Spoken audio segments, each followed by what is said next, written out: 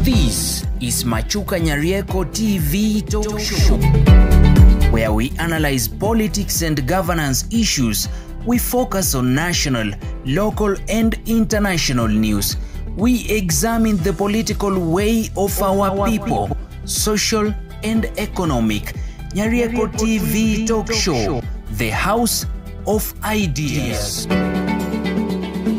Hello viewers, and welcome to Machuka Nyarieko TV Talk Show, the house of ideas. Our discussions today will center on the recent happenings in the Republic of Kenya, and will be guided by the following two questions. One, who are these who wanted to overthrow the government of Kenya under the leadership of William Samoei Ruto? Second,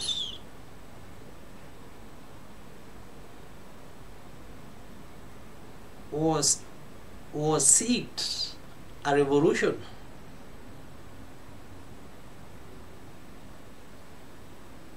If you are watching this channel for the first time, kindly subscribe so that wherever we produce another video, YouTube will automatically notify you. And to our subscribers, thank you for your continued support. It is you who are making us continue moving. Back to our discussions. Was Kenya at the verge of collapsing? Who are these who wanted to overthrow the government? What could have been the reasons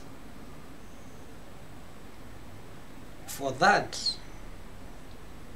Was it planned? Was it an accident?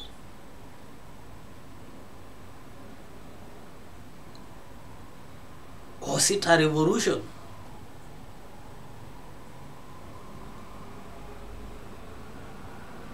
How was this issue resolved?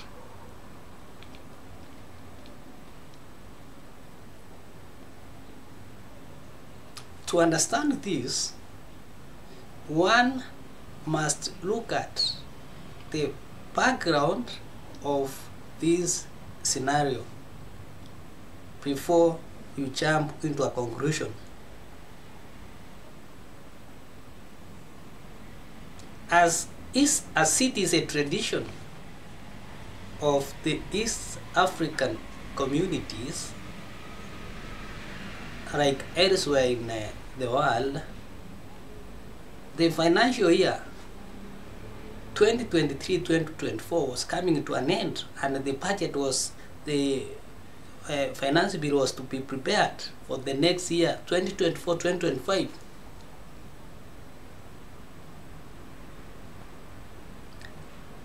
Knowing or unknowingly, the government through the Ministry of Finance did prepare their proposals to the National Assembly, and the proposals are majorly meant to be proposals, not rules, to be proposals, because they have got to be scrutinized by the public as well as members of Parliament. By the public through public participation, and by Parliament as the representatives of the people who take a vote.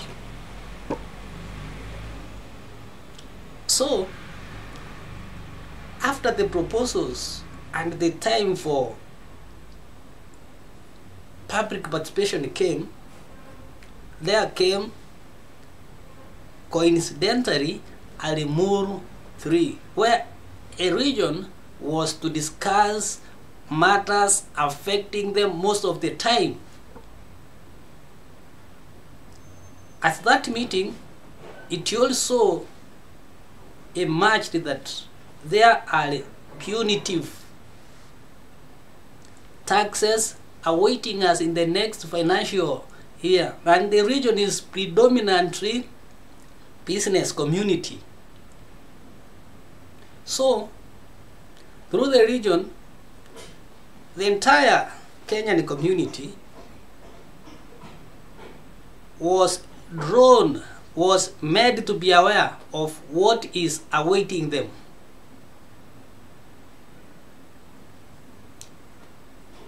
Because punitive taxation, high living standards, people's suffering. Therefore, the people of Kenya were aware. Today we have a social media which is very strong. We have Wi-Fi which is near everywhere. You can also buy bundles, Airtel, Safaricom, and you are able to access information online.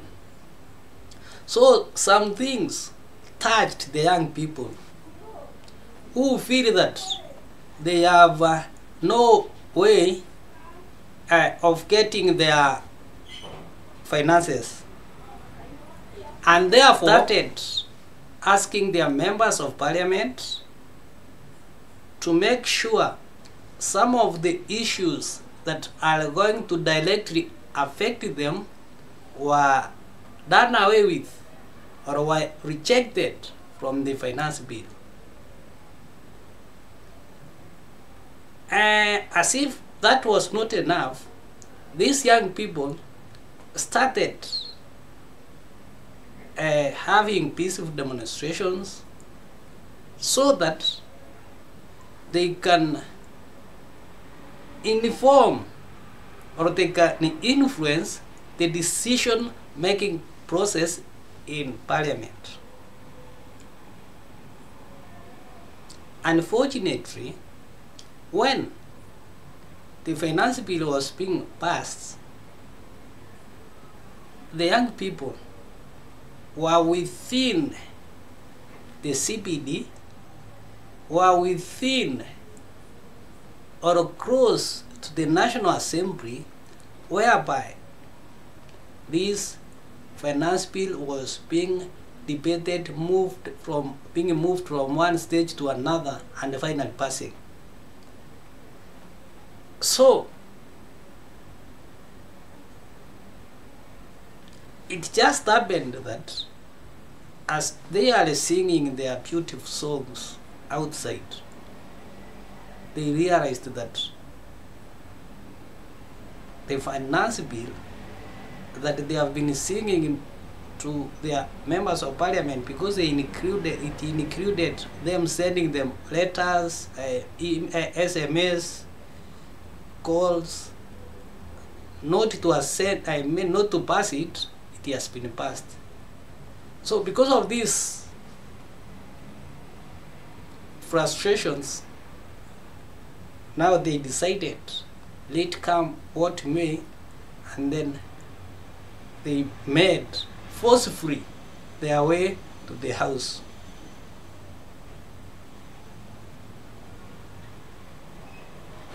Making the members of parliament to run away. So here comes that question: was it planned that these young people were going to get into parliament? It was never. It just happened. It was a coincidence that they are there and the punitive laws are being passed. can this be a trigger to the overthrowal of the government of William Samoei Ruto? Yes. And what is that? The impunity. The impunity of the members of parliament, of not listening to their electorates. So in one knowing or unknowingly, this group was preparing for the overthrow of the Kenyan government. This father got legs when now the young people who are being used obviously by the several groups, the civil society, the opposition, the cartels, understood that so it is this possible that we can get to parliament, just like it was during the First and Second World War, when Kenyans or Africans who participated in both world wars realized that even the white man can die. So they got that courage. This entry into the National Assembly gave the Gen Zs that courage. Remember, the Gen Zs were never independent. They were being used, but now they are taking charge.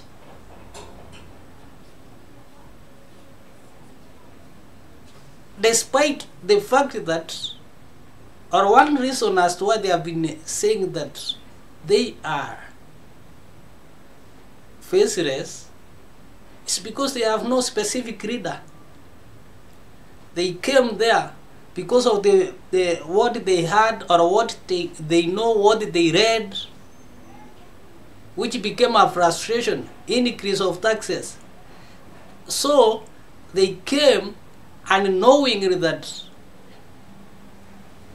other groups have put forward their people in the demonstrations. Those other people are well drawn from the civil society. But the Gen Zs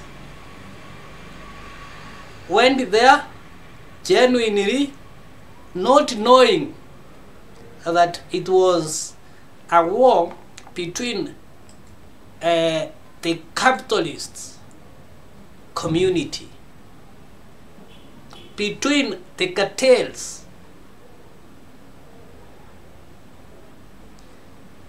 between who is eating and not eating in the capitalist society. So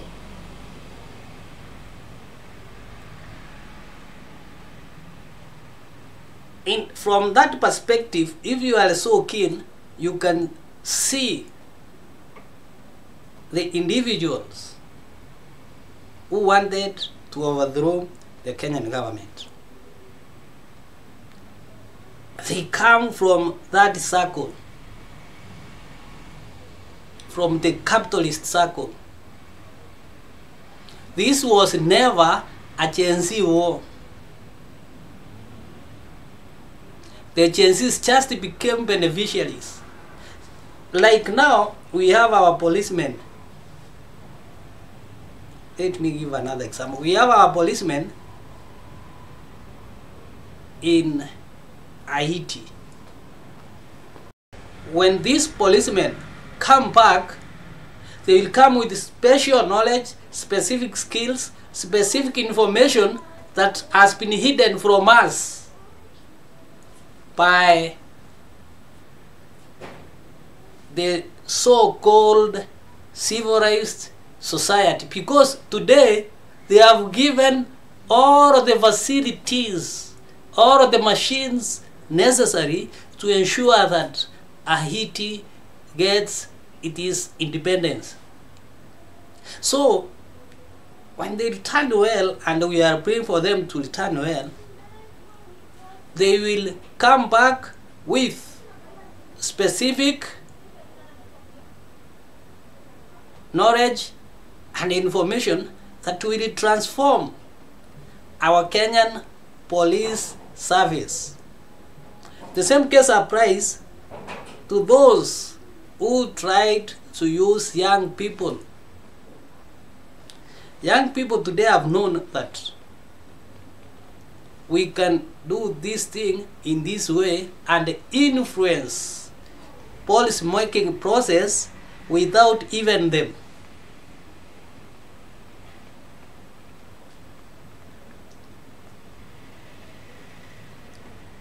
Overthrowing the government comes in different ways. There are those who are maybe businessmen, business community, who feel very painful to pay those punitive taxes. We have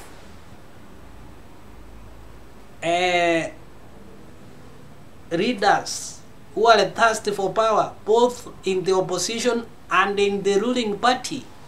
Those individuals can participate in that process. And then we have those cartels, those who are benefiting from tenders. Now that they have been repressed, they will organize and ensure that everything is becoming or will become very difficult for the government. But remember, the bourgeoisie, that is the rich, will never run for